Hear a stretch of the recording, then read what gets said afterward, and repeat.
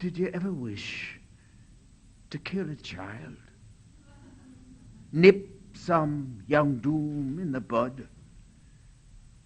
Many a time at night in winter, on the black road home, I nearly attacked the boy.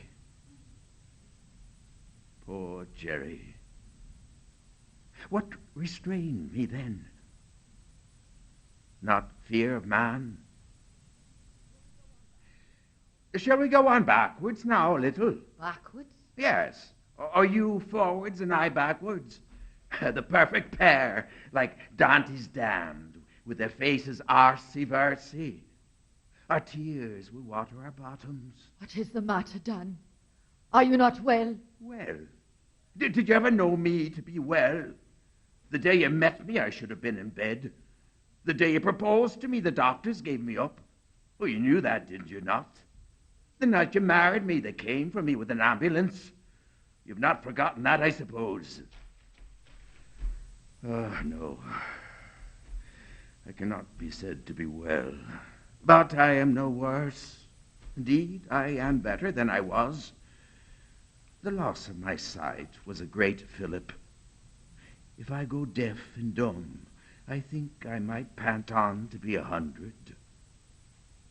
Oh, have I done so? Was I 100 today? Am I 100, Maddie? Who is the preacher tomorrow? The incumbent? No. Oh, thank God for that. Who? Hardy. How to be happy though married? No. He died, you remember. No connection. Has he announced the text? The Lord upholdeth all that fall, and raiseth up all those that be bowed down.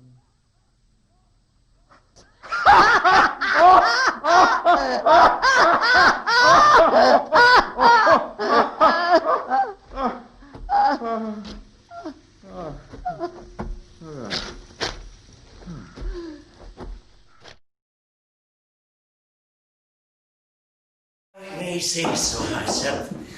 Just last Sunday, a vicious hyena escaped from the zoo.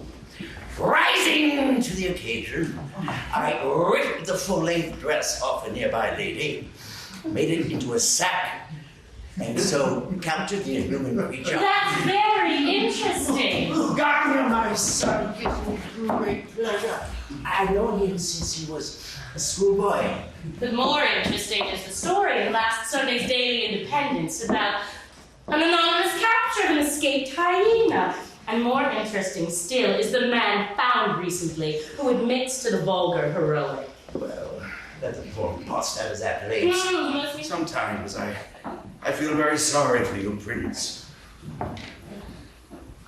I find I have nothing more to say. I've said nothing. I never met Napoleon.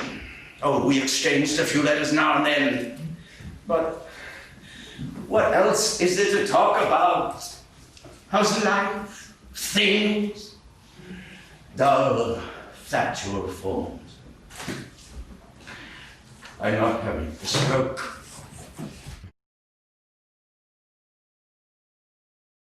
Me. Now, for those of you in our audience too young or confused to remember, DALI is, of course, most famous for that work, the pretense of persistence. Thank you. Persistence. Persistence of memory. The dream landscape with the melting watches, which is perhaps the most famous work of the 20th century. It was a good one, yes. Now, I understand. I understand you brought back bold new work. Dali draws the creatures of heaven's heaven. Oh my. And who better to communicate and interpret this mystical realm beyond our realm but the great DALI. Exactement. But before... Pope John Paul, it is time to get out the old guitar and play me that pretty little lullaby of yours. Mama's getting the blues real hard and she got the needs to fix that monkey. Underneath the ice and snow, where did all the fishes go? Somewhere out in time, I am blind, but I can see somewhere deep inside of me that everyone is marigold, everyone is Jupiter, everyone is planet Mars. Oh, you are so special. You are my special friend.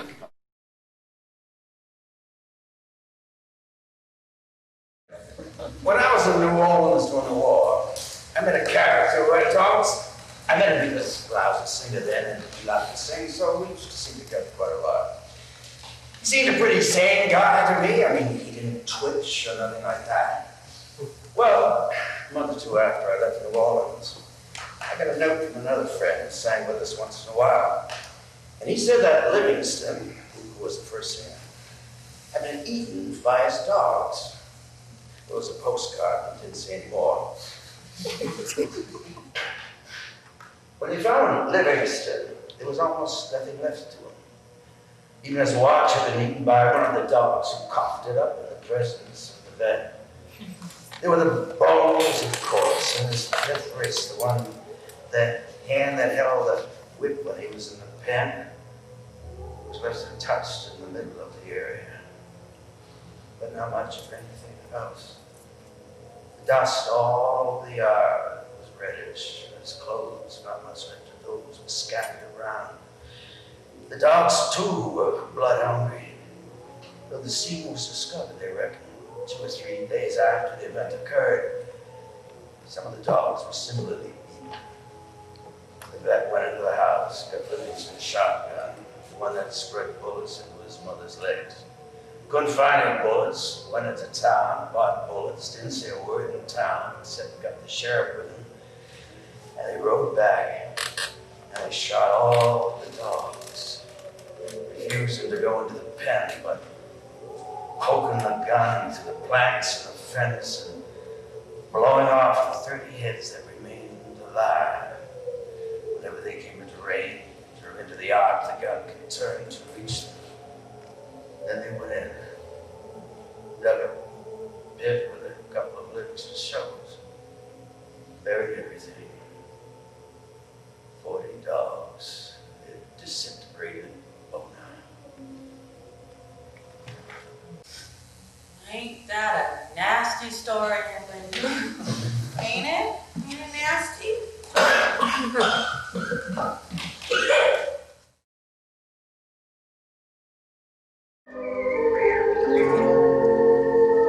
Mother, it's me again.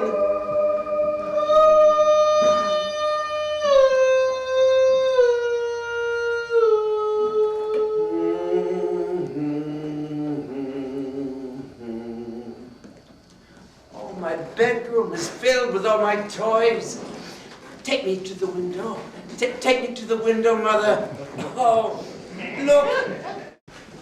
As you know, I'm a man of humble beginning, but all my hard work and effort paid off, and I became president of these United States. Thank you. So I've always had a soft spot in my heart for the little guy, the underdog who rises up through tremendous adversity.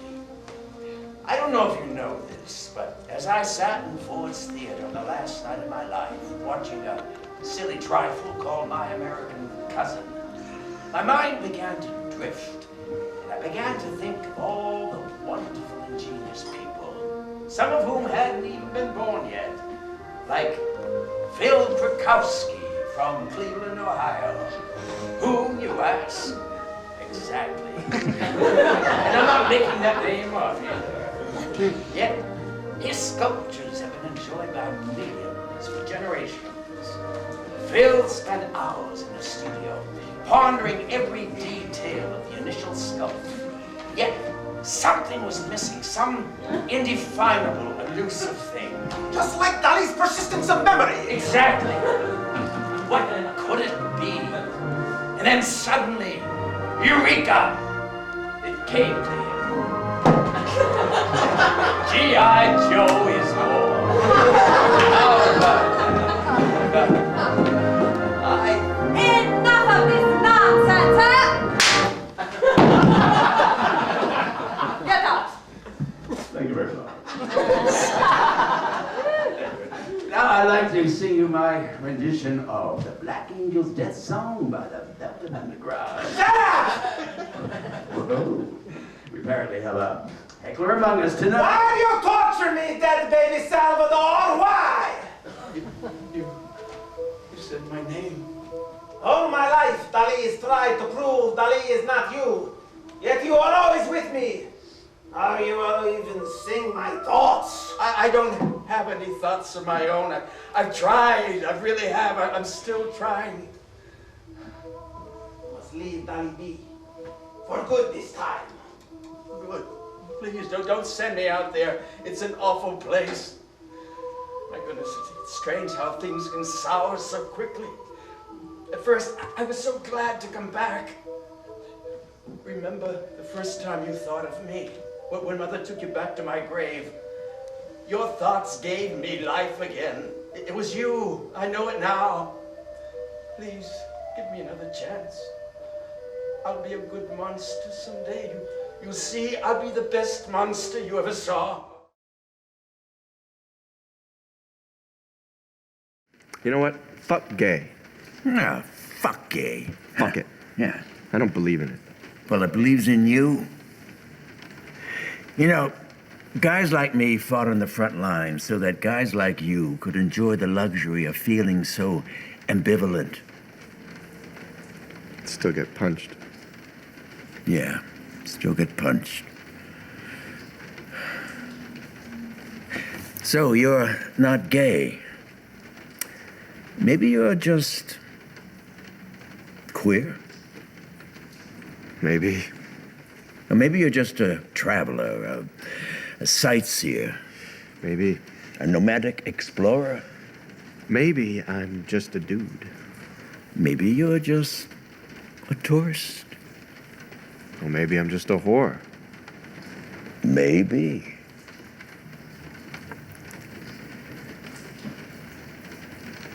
Now, when you say whore, oh, God.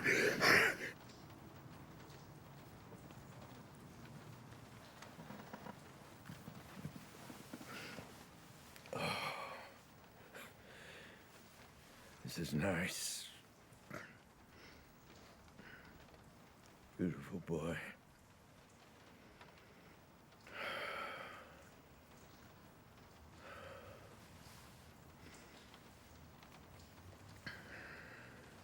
Sam, Yeah.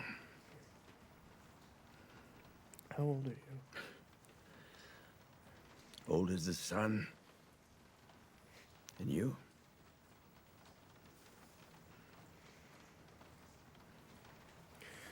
You see those? What are the flowers? Yeah, I see them. That's how old I am. No. No, son. You're much older than those. Your body may be young, but... There. You see that picture? Mm-hmm. That's how old you are.